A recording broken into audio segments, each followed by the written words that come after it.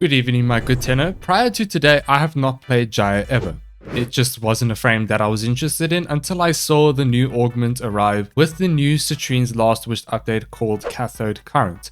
What this Augment does is when you kill an enemy while Cathode Grace is active, which is Gyre's third ability, additional discharges will be released from Rotoswell, which is her fourth ability, with 200% extra damage, and Cathode's duration is also increased, thus gaining consistent crit chance and energy regen from Cathode Grace. It really is an amazing augment and makes Gyre quite a fun semi-nuke frame that you basically just run around armor stripping and just enjoy watching your enemies being struck by lightning and watch it chain everywhere.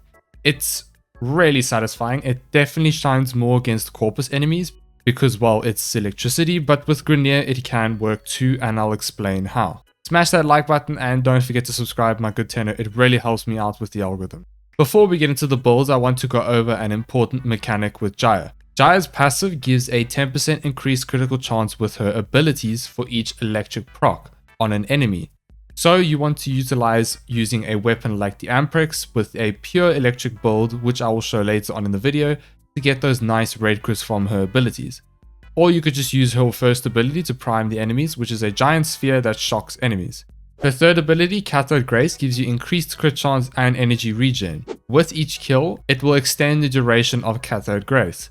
So when you have casted it, you have about 10 seconds to kill an enemy to increase the duration of this ability and consistently keep it up. If you do not kill an enemy in time, you will get a 60-second cooldown, so be sure that when you cast this ability, you can kill an enemy. With the Augment, this gives you huge damage with her fourth, which is Rotoswell. Gyre's mechanism starts spinning, creating an electric field around you, shocking enemies, and when you hit a critical hit, a discharge will chain from the enemy that was hit to nearby enemies. And the more crits you do, the more chains, meaning more damage. It looks kind of funny when her 4 is active. It's just like... Alright, let's get into the build. We go for a high strength, medium range, and medium duration. We go Breeze Respite to survive, as you do cast your 1 quite regularly, Speed Drift for that cast speed, and then of course the new augment called Cathode Current. Archon Stretch is just for that extra energy regen. The rest of the mods you can see for yourself. We use Arcane Energize here because it is a very energy hungry build. It is mainly her third and her fourth, and then we also subsume Terrify over her second ability for Steel Path enemies, which is also very energy hungry.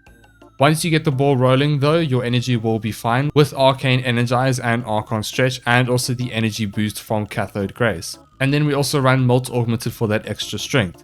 We also use an Amprex to prime enemies, so you consistently red crit, although I don't really use it much unless it's the Eximus units. It's a simple build that I just slapped together, nothing fancy, just pure electricity and status chance so that you can chain between enemies and apply a whole bunch of electric procs. If you don't have Prime Shred, then the Fire Rate mod will be fine. If you want to min-max even further, you can use a kick gun arcane called Residual Shock.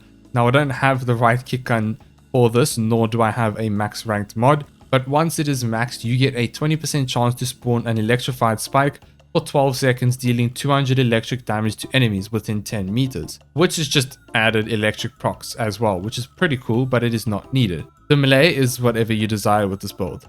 To demonstrate how to use this build, throw down your 1 so you prime enemies, then cast your third and your fourth ability, and then armor strip. You should be able to kill your enemies, increasing the duration of your third ability, and your fourth duration will also be quite high as well. It's very expensive to start up, so I would suggest throwing down some energy pads or just killing a few enemies before you cast your abilities and wait for Energize to proc. You just need to make sure that you kill enemies when you cast your 3, so you don't get the huge cooldown of 60 seconds, which is very long.